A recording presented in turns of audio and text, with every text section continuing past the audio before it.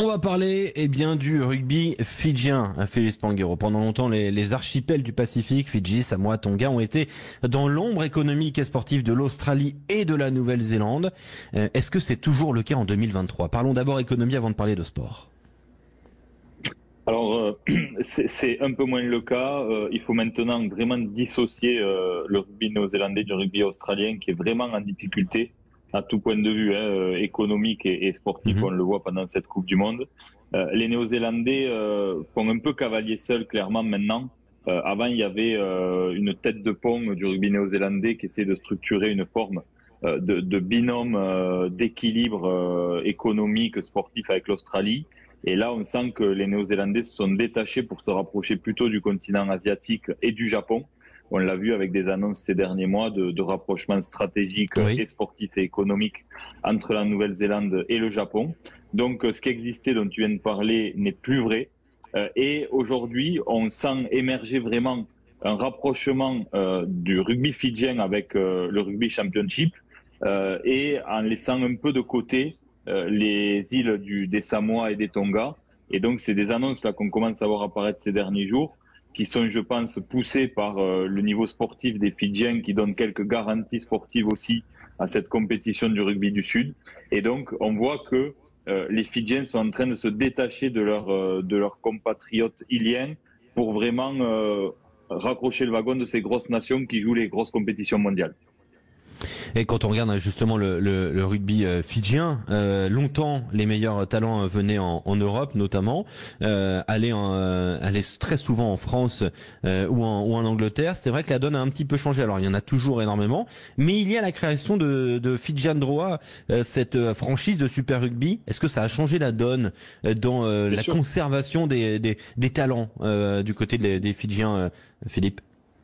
Quelque part, elle est arrivée au bon moment, cette franchise, la création de cette franchise, parce qu'aujourd'hui, la règle en France est quand même très contraignante en termes de nombre de gifs. Et donc, ça a quand même cassé cet afflux massif de joueurs, notamment iliens. Et donc, du côté du rugby anglais, c'est une autre problématique qui est pas liée à la nationalité, mais qui est liée à la problématique économique. Il y a 4 clubs sur 12 qui ont déposé le bilan, et ce rugby anglais, il est en complète reconstruction. On a vu des joueurs anglais là annoncer ces derniers jours dans des clubs de Pro D2 notamment. Tous les joueurs anglais de bon niveau cherchent à partir. Et donc, il fallait que ces joueurs du Pacifique puissent rester chez eux, mais en maintenant un niveau sportif qui leur assurait de jouer les grandes compétitions. Donc, avec cette province, il y a déjà ces joueurs qui rejoignent le Super Rugby. Par contre, maintenant, l'enjeu, et on en parle assez souvent en ce moment quand on voit l'écart de niveau qui peut exister entre les nations, c'est que ces nations qui émergent comme des nations à fort potentiel et qui peuvent jouer le top 10 mondial, elles doivent jouer beaucoup plus régulièrement contre les grandes. Et là, je répète, on voit les annonces qui arrivent concernant les Fidji qui rejoindraient le Rugby Championship. Et donc ça, c'est quand même une actualité et une annonce très très forte. Sportivement, donc on sent que la progression elle est quand même assez nette chez les Fidjiens, mais économiquement, la situation est un peu plus compliquée quand même, parce que World Rugby surveille la fédération fidjienne, qui est globalement accusée de corruption à plusieurs étages. Il y a une sorte de tutelle de World Rugby, et ça, c'est quand même un petit peu ce qui pose problème dans le rugby fidjien.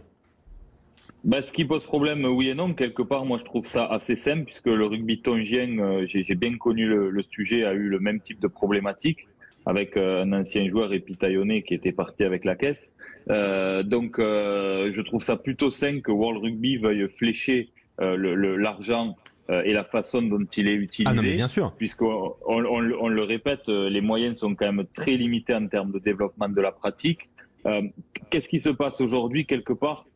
L'idée, c'est d'être sûr que le Super Rugby pour la province des Fidjiennes et le Rugby Championship demain pour la fédération fidjienne suffisent à assumer le besoin.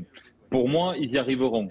Pourquoi? Parce que d'abord, on a des joueurs qui sont beaucoup moins gourmands que les joueurs du Nord en termes d'indemnités journalières, etc. Donc ça coûte très peu cher à la fédération d'avoir les joueurs avec eux. À partir du moment où les accords internationaux font que les grands clubs libèrent les joueurs. Et puis le deuxième aspect pour moi, c'est que, encore une fois, il y a une province à faire vivre dans le pays. dans un championnat dans lequel l'économie est beaucoup moins forte que chez nous. Pour vous donner un exemple, les Sharks, que je prends souvent un exemple, qui est une des plus grosses équipes, oui, une des mieux structurées financièrement de ce championnat du Sud, enfin ils viennent de rejoindre le Nord, mais jusqu'alors dans le Sud, avait un budget de 12 millions d'euros. Ouais, c'est peu. Des gros budgets de Pro D2. Ouais, effectivement. Et voilà, donc ce tour d'horizon. Il y a de quoi être plutôt ambitieux pour terminer sur le développement du rugby fidjien, surtout s'ils sont portés par un succès sportif et une belle phase finale de Coupe du Monde. Et probablement un quart de finale, effectivement. Merci beaucoup Philippe pour ce tour d'horizon sur la fédération et sur le rugby fidjien qui est en train de s'émanciper.